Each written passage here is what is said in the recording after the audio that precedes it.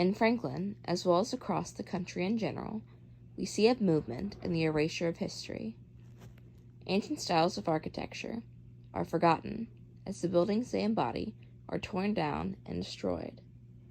Thankfully, a precious few have been able to escape this terrible fate and have been put on the National Registry of Historic Places and are therefore unable to be demolished. Such is the case with 2 houses in downtown Franklin and should be with many more. The Victorian Mansion is a heavily known piece of architecture in Franklin, Ohio. This 5-bed, 5-bath house is still up and running today. It is currently off market, but it is still loved by many citizens in Franklin. This house cannot be torn down. The Franklin Junior High is currently in the process of being torn down for a new junior high school. I agree that Franklin is in need of a new junior high, for multiple chunks have fallen off the structure, and the interior is practically falling apart.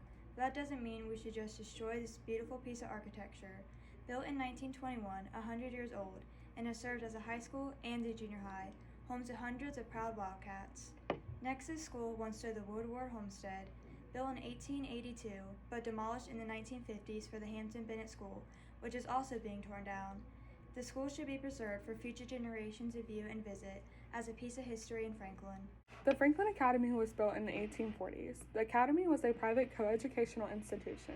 The building became a home to a blacksmith named George L. Denise.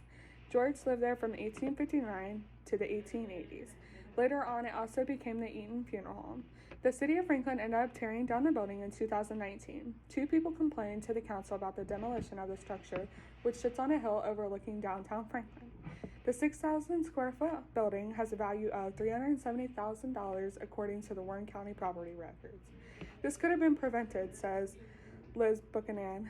Liz ended up asking the council to start a historic preservation committee. Unfortunately, I don't know if they made the committee or not. The bottom line on why they couldn't preserve the building was because of money. The National Historical Society wanted to keep the building. They tried to offer ideas like making it a bed and breakfast, and unfortunately they were not able to preserve the building.